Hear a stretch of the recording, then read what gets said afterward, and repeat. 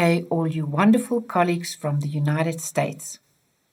My name is Sandra Stark, and I am the founder of the Stark-Griffin Dyslexia Academy. I come from a town called Vereniging, just south of Johannesburg in South Africa. Today we're going to discuss dyslexia and the assessment to diagnose dyslexia. Dyslexia is a neurological-based hereditary disorder that interferes with the acquisition and processing of language. Dyslexia never skips a generation. And because dyslexia is a neurological disorder, a discussion of the dysfunctional neuroanatomical model of dyslexia, which is poor decoding and spelling of words, is appropriate. There are specific cortical locations in the left hemisphere of the brain which are responsible for the two fundamental linguistic processes. These two processes are, number one, phonetic word analysis, and number two, eidetic or whole word analysis. The dynamics of these processes become evident in explaining how words are decoded. The first process is eidetic decoding. A visual configuration of letters is received by the eyes, and it is transformed into a nervous impulse which travels to the occipital lobe where it is first perceived in the primary visual area. From that point, the impulse is transmitted to the angular gyrus, where a sight-sound match is made, if the word is one with which the patient is sufficiently familiar. If such a match is made, this occurs within 1 or 2 seconds, the word is said to have been in the individual's sight word vocabulary and was processed eidetically. The sight word vocabulary is also known as the lexicon or the mental lexicon of the person. Now we're going to discuss phonetic decoding.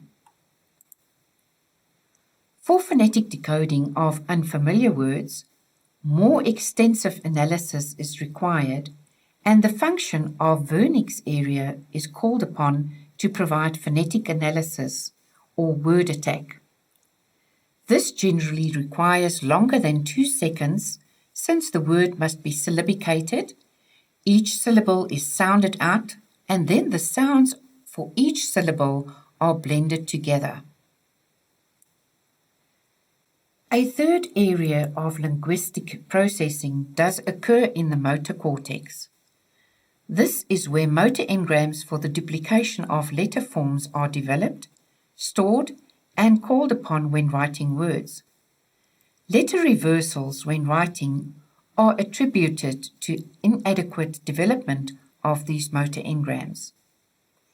It is obvious that normal readers make use of the left temporal hemisphere of the brain to decode words phonetically. The left areas of the brain that are associated with phonetic decoding functions inefficient in dyslexics. Dyslexics are prone to rely more on the functioning of the right hemisphere of the brain. There one can see that a non-dyslexic person uses the angular gyrus and Wernicke's area to eidetically and phonetically analyze words when decoding, and the dyslexic learner doesn't use the Wernicke's area and the angular gyrus in the visual word form area in the occipital lobe, but they much rather use and rely on the frontal lobe of the left hemisphere of the brain. The Stark-Griffin Dyslexia Academy is a registered company that provides professional development and capacity building to individuals who work with a dyslexic population. We incorporate the neuroscience of dyslexia to enable health profession council registered psychologists, occupational therapists, psychometrists, audiologists, and speech therapists as well as optometrists to diagnose dyslexia in 7 subcategories or subtypes, as well as 7 severity levels.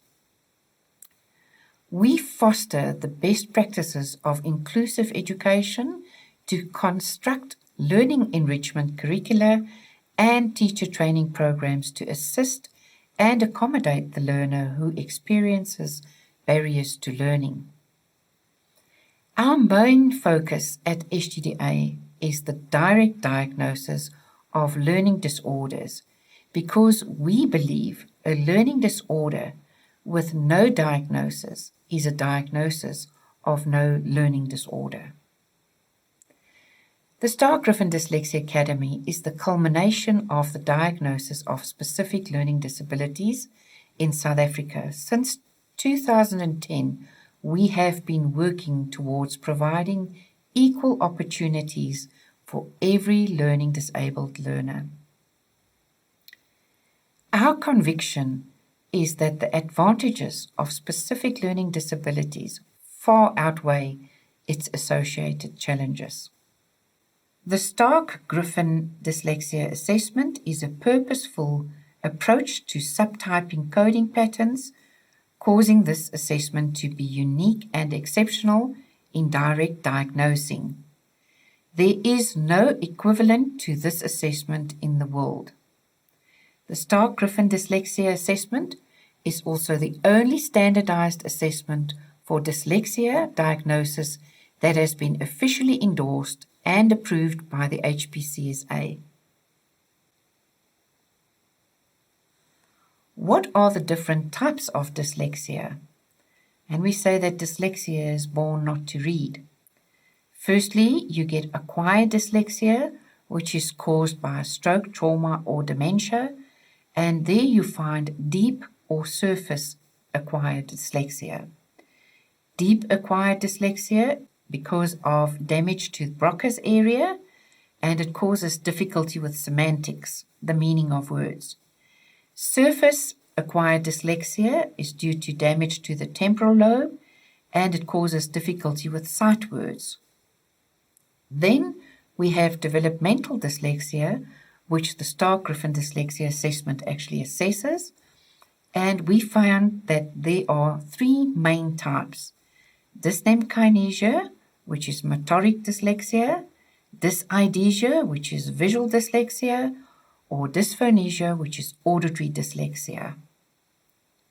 Dysnemkinesia or motoric dyslexia is difficulty with reversals, and the visually dyslexic person or dyseidetic individual has difficulty with whole words processing, and the auditory dyslexic person or dysphonetic person has difficulty with word sounds. There is an example of the word school written by a dyseidetic individual, in other words, visual dyslexia, and they write the word the way it sounds instead of the orthographic spelling thereof. There's an example of auditory dyslexia or dysphonesia, dysnemkinesia, which is the reversal of letters, or motoric dyslexia, a combination of auditory and visual dyslexia, or dysphoneidea,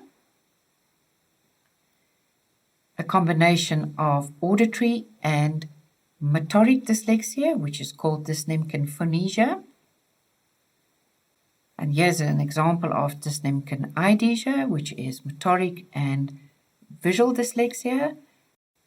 The last type of dyslexia is dysnemkinphoneidea, which is a combination of motoric, auditory, and visual dyslexia. Now, why did the Stark-Griffin Dyslexia Academy decide to move into virtual reality? Well, virtual reality is one of the technologies with the highest projected potential to growth. Just take a look around you. When you are sitting in a restaurant or on the airport, commuting in a train, just about everywhere the majority of people are busy with technology, whether it's on their phone or on a tablet or iPad, everybody is busy with technology. According to the latest forecast from the International Data Corporation research, investment in VR and AR multiplied 21-fold over the last 4 years, reaching 15.5 billion euros in this year alone. Virtual reality and augmented reality technologies will be key to companies' digital transformation plans, and it was therefore expected that already in 2020 more than half of the United States companies had a VR and an AR strategy. Nowadays, the market is demanding applications that go beyond leisure, tourism, and marketing. And applications of diagnostic value is more in demand than ever before. Combining the Star-Griffin dyslexia assessment with virtual reality places the diagnosis of dyslexia in a superior league, and the authenticity of such a merger creates opportunities to eventually diagnose all other specific learning disabilities in a mind-blowing and game-changing environment. As an SGDA team optometrist and dyslexia specialist, our goal is to work towards diagnosing the approximate 20% of the entire world population who are dyslexic, and to actually diagnose all of these people around the globe, regardless of their language, culture, gender, or age. Dyslexics deserve a proper diagnosis, and the Star-Griffin dyslexia assessment, which is a reliable and a trustworthy and evidence-based clinical assessment built into a virtual reality platform, is the ultimate vehicle to accomplish this vision. I believe for the clinical practitioner who is really an expert in his field, it is either a question of if you snooze, you lose, or shape up or ship out. May you, as ECP, invest in expertise and become a unique vision and learning disability specialist. Thank you for the opportunity to share this with you. Greetings from South Africa, a very sunny South Africa.